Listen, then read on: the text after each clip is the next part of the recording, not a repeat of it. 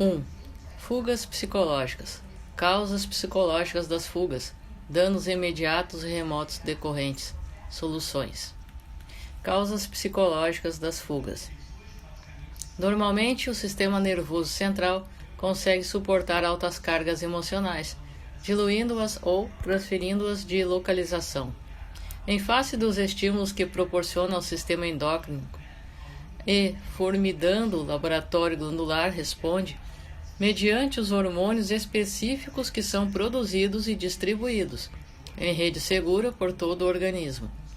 Embora seja o self o desencadeador das emoções, a maquinaria orgânica tem a finalidade de expressá-las.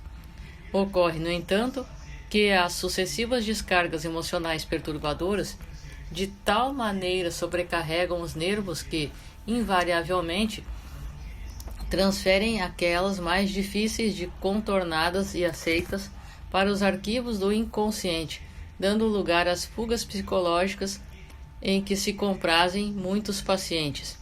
Em vez dos enfrentamentos dos problemas com naturalidade, determinadas predisposições emocionais impedem a aceitação das ocorrências mais exaustivas, produzindo um mecanismo automático escapista, mediante o qual parece livrar-se da dificuldade quando apenas a posterga. Tão natural e repetitivo se faz esse fenômeno que o paciente deixa-se mascarar por fatores opressivos que terminam por vencê-lo. Departamentos seletivos da mente bloqueiam automaticamente muitas ações desagradáveis, que são arquivadas em setores especiais, mesmo antes de analisadas devidamente, conforme seria de esperar-se. Em face dessa conduta escamoteadora, surgem os mecanismos de transferência de responsabilidade, de ausência de discernimento, de fugas variadas na área psicológica. Na vida infantil, porque não compreende a gravidade dos atos. A criança escapa da responsabilidade apelando para a mentira, fruto natural da sua imaginação criadora, que bem orientada encontrará o correto caminho, para dar largas ao seu campo de inspiração e de ação, sem esquecimento da verdade. No entanto, em razão da falta de orientação no lar, que procura castigar o mentiroso, em si mesmo vítima de insegurança e inquietação emocional, elucidando-o, quanto à maneira como deve conduzir-se, o ser cresce fisicamente, mantendo-se, porém, no estágio de infância psicológica, o que é muito lamentável. Não poucas vezes, diante dos grandes desafios para os quais o indivíduo não se sente equipado, por lhe faltarem os recursos hábeis para os arrostar, foge para atitudes, conflitos existenciais, levianas e irresponsáveis, como se estivesse agindo de forma correta. Mais grave torna-se o fenômeno quando a necessidade da evasão faz-se mais premente, levando-o a um estágio de esquecimento dos compromissos difíceis, dando a impressão de conduta incompatível com a dignidade e o bom tom. É comum ver-se agressão verbal contra o trem, motivada pela inveja, que é a sua causa real, porém disfarçada de defesa deste ou daquele ideal, de uma ou de outra forma de comportamento. Nessa atitude está embutida uma fuga psicológica, ocultando a causa real do desapontamento, transformando em rebeldia e mágoa.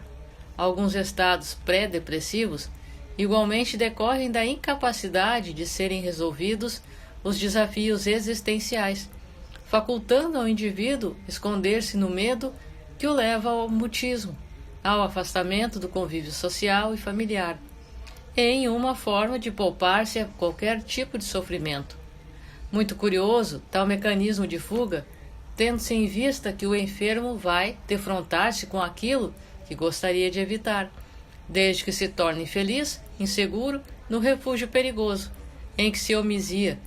Evidentemente, com o transcorrer do tempo aumenta a insatisfação com a existência e desce ao abismo da depressão psicológica, ensejando ao organismo pelo impacto contínuo na mente receosa, perturbação nas neurotransmissões em decorrência da ausência de serotonina e noradrenalina. O ser humano encontra-se equipado de recursos preciosos que devem ser aplicados no cotidiano, de forma que se ampliem as possibilidades nele latentes, expressando a potencialidade divina de que se encontra constituído. Toda vez que se tenta evitar esforço e luta, opera-se em sentido contrário às leis da vida, que impõem movimento e ação como recursos de crescimento psicológico, moral, intelectual e espiritual. Ninguém cresce ou desenvolve em estado de paralisia. De igual modo, o ser pensante, quanto mais estímulos produz ao impacto dos ideais, das aspirações, dos programas iluminativos, mais inapreciáveis possibilidades se lhes desdobram convidativas. Constata-se que os lidadores em qualquer área existencial mais se aprimoram quanto mais se produzem e mais se afadigam. Resistências morais desconhecidas são acionadas e recursos ignorados aparecem, tornando cada vez mais fáceis os empreendimentos programados.